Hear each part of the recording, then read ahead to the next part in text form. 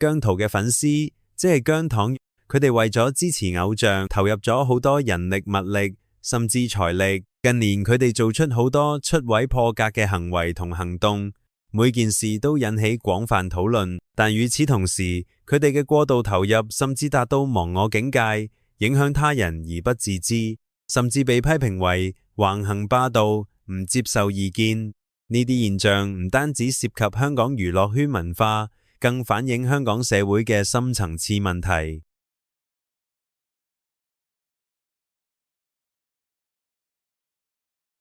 唔知你哋有冇發覺，電視台、廣告商、經理人公司都有意無意咁將姜濤塑造成香港代表，令觀眾不自覺咁產生要捍衛本土偶像嘅使命感。2014年打後，香港市面同人心都蕭條，政改又無望，每個人都有好重無力感，心靈缺乏寄託。19年前後，好多香港人意識形態變得更本土。喺唔睇 TVB 嘅大前提下，新電視台 ViuTV 舉辦全民造星，以真人 show 嘅形式記錄每個參賽者由素人到成為明星嘅蛻變，實況感好強，觀眾好比睇住姜濤嘅成長。同一時間，好多媽媽們都成為呢一個既遠又近嘅傳奇見證。佢嘅追夢成功，同好多香港人有情感連結。喺現實中自己無力變天，姜濤就係大氣壓下一個 dream come true。姜濤嘅爆紅完全因為天時地利，資本主義同商業社會亦唔放過將流量變現嘅機會，非常鼓勵粉絲做出極端嘅支持偶像行為，例如參加見面會就要購買特定商品或者累積消費。粉絲為咗滿足歸屬感嘅心理影響，就會購買姜濤代言嘅產品。佢哋嘅感性消費行為係電視台、品牌同廣告商最樂意見到嘅。更甚係，連偶像 fan club 都要以商業形式運作，將各種應援行為都當成行銷同 marketing 咁搞。雖然係糖水滾糖魚，但係你唔好理，偶像同產品曝光率同利益都可以最大化。狂粉可以保證商業回報，電視台、經理人公司以至整個娛樂行業更傾向推廣流量偶像，而唔係培育更多具實力嘅藝人。各大品牌、投資方為咗穩陣，亦都樂於繼續投資安全係數高嘅藝人，亦即係坐擁大量粉絲嘅藝人。呢幾年姜濤明顯冇初出道時咁努力，身形顏值 keep 唔到，歌藝舞藝都大大退步。但咁又點？佢仍然擁有大部分資源。喺香港娛樂圈，有好多有實力或者初入行嘅人，偏偏就連最基本保障都冇。你哋話佢哋係揀錯 timing 定入錯行呢？香港娛樂產業從此就變到咁畸形。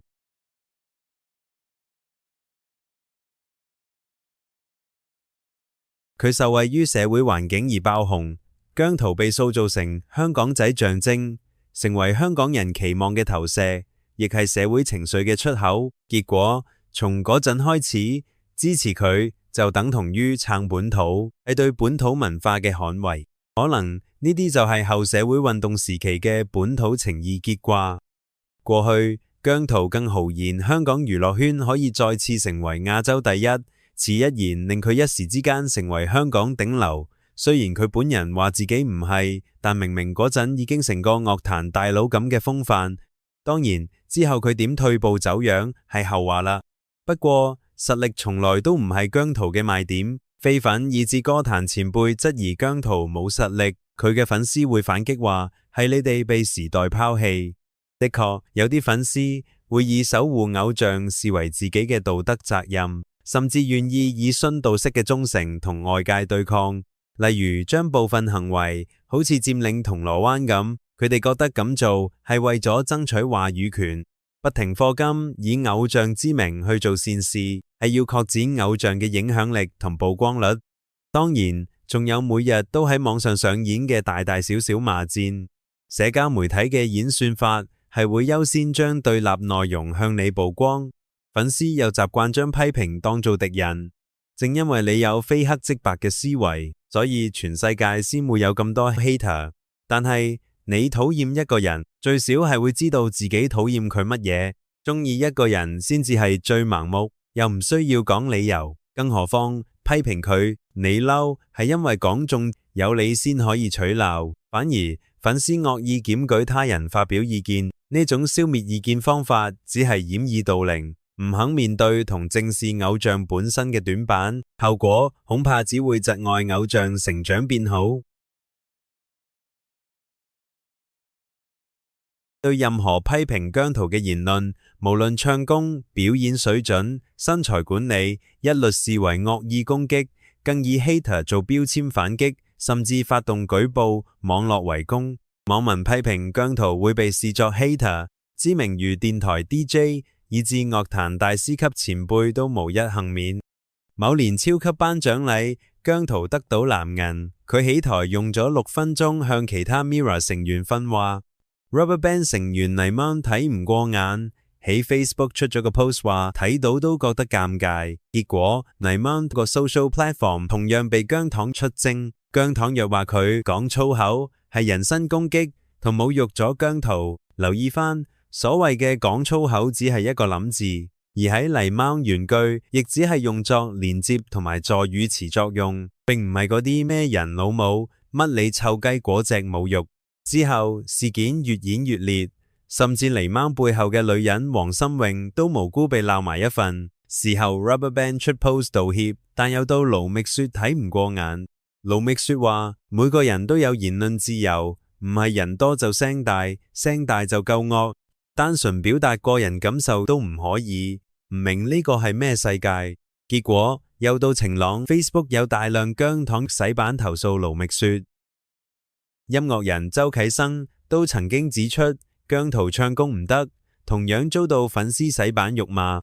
叱咤903 DJ 麻利就更無辜，佢只係喺節目講咗句希望歌手重視咬字，就算冇指名道姓，結果都被姜糖對號入座，為咗護主，仲去麻利個 IG 發私信鬧佢，仲囂張到話佢咬字唔正都紅得到。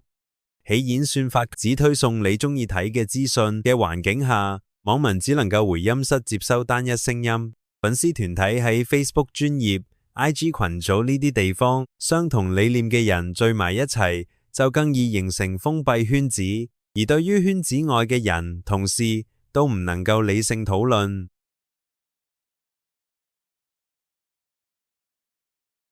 姜糖約會喺每年4月30日，即係姜濤生日當日，大範圍佔據銅鑼灣一帶，進行大規模應援。當日佢哋會買晒所有電車、巴士，以至係商場同戶外廣告。姜濤後援會甚至會喺當日包起成條電車線，免費請市民搭電車。姜濤誕明明一片開心歡欣景象，點解會令非粉絲反感？有意見認為呢一種粉絲自發應援嘅行為，影響到當區正常嘅商業活動同埋交通，處處都見到姜濤嘅廣告海報，會令人審美疲勞，甚至令人窒息，關乎公共空間被佔用。再講應援活動有呢種規模，其實好多香港市民都知道發生咩事，就連遊客都會覺得奇怪，點解如此質素嘅巨星會被北韓式嘅吹捧？明顯係資本操作，唔係單純粉絲自發可以成事。再講包攬成個銅鑼灣，自己中意點玩就點玩，甚至搭個車都要冇選擇咁受你恩惠，強迫人欣賞同埋接受自己偶像，更加有監人乃後之嫌。所以亦有唔少人批評佢哋當正銅鑼灣由佢哋話事，同我巴士李剛嘅霸權心態冇分別。最廣受爭議嘅係粉絲自發聚集，導致整個銅鑼灣街道都嚴重擠塞。呢種規模甚至比起維園集會更墟冚，真係唔明點解之前佔領中環金鐘要被驅散，姜糖入佔領銅鑼灣就可以？佢哋有冇向警方申請不反對通知書？就當佢哋有申請，點解香港警察會唔反對？官員們成日同我哋講，國家安全唔能夠掉以輕心，每年姜濤誕都有如此景象，點解會覺得完全冇安全隱患？點解每年6、7月頭就要嚴陣以待， 4月30日幾時變咗姜濤誕期和平日㗎？唔通因為姜濤好得太過分，恐怖分子就會唔捨得搞佢哋姜 family？真係咁？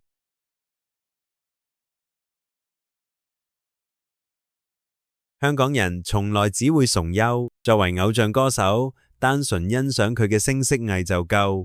娛樂圈係一個好多人都想從事嘅行業，當初因為時勢冒起，就應該珍惜機會。如果你不想再努力了，就唔好再佔用咁多社會資源同公共空間。